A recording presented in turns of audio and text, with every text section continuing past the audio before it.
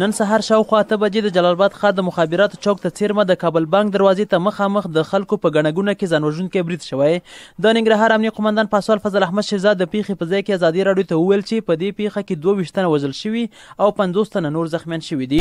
جلال آباد ښار کې په اولې ناحیې مربوطاتو کې د کابل بانک مخ ته کله چې ملکي خلکو معاشونه اخیستله یو ځانمرګي خپل ځان ته انفجار ورکړی چې په نتیجه کې تقریبا 22 نفر شهیدان او 50 نفر ټپیان شوي دي. او دا اوس هم یو بل زرین موټرسایکل چې د انفجاري موادو ډکو هم په دې سیمې کې ځای په ځای و چې د پولیسو لخوا کشف شوی انسداد او هغو ته موږ انفجار ورکوي. نو ساحت الانسداد او کنټرول لاندې ده.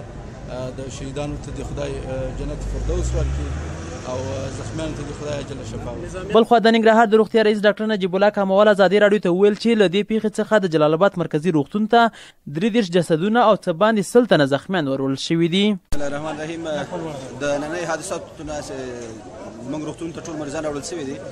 د زخمیانو شمېر تر 100 زیاته ده او شهیدان چې دي ورونه چې په حق رسېدلي دي فعلا موږ سره په روغتون کې 33 تنه موجود دي او موږ فعلا د ټولو ناروغانو شمېر د زخمیانو به لږ وروسته تاسو سره جزئیات شریک شي خو فعلا تر 100 شمېر پورې زخمیان موږ ته رارسېدلي دي. ټول ډاکټر صاحبان چې د هغوی په تداوي باندې مصروف دي تریاژ یې اعلان کړی ده او موږ به انشاءالله د زخمیانو په تداوي کې کومه ستونزه نه لرو او نور جزئیات به وروسته به تاسو سره انشاءالله. نوموړی وایي د زخمیانو درملنې لپاره دوی ټول امکانات په کار اچولي خو په خبره یې د ځینو زخمیانو وضعیت نازک ښودل شوی. په ورته وخت کې په لسګونو ځوانان د ننګرهار مرکزي روغتون مخې ته په قطار ولاړ وو او غوښتل چې د زخمیانو د درملنې لپاره خپله وینه صدقه کړي.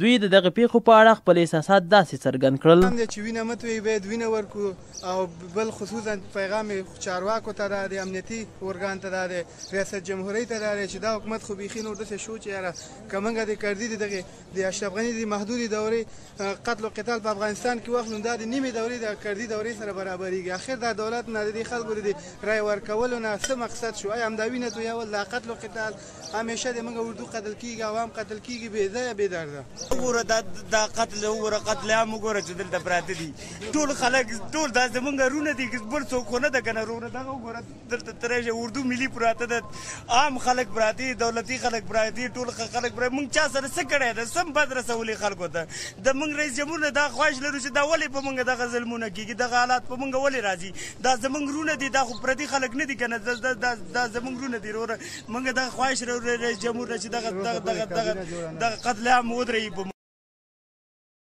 د وسلوالو طالبانو ویاند ذبیح الله مجاهد ازادي راډیو سره په ټلیفوني اړیکه کې یاده پیښه غندلې او په خبرې د دوی ملګري په دې پیښه کې لاس نه لري. خو شاهد الله شاهد چې ځان د اسلامي خلافت ډلې ویاند معرفي کوي د دې پیښې مسؤلیت یې په غاړه اخیستی.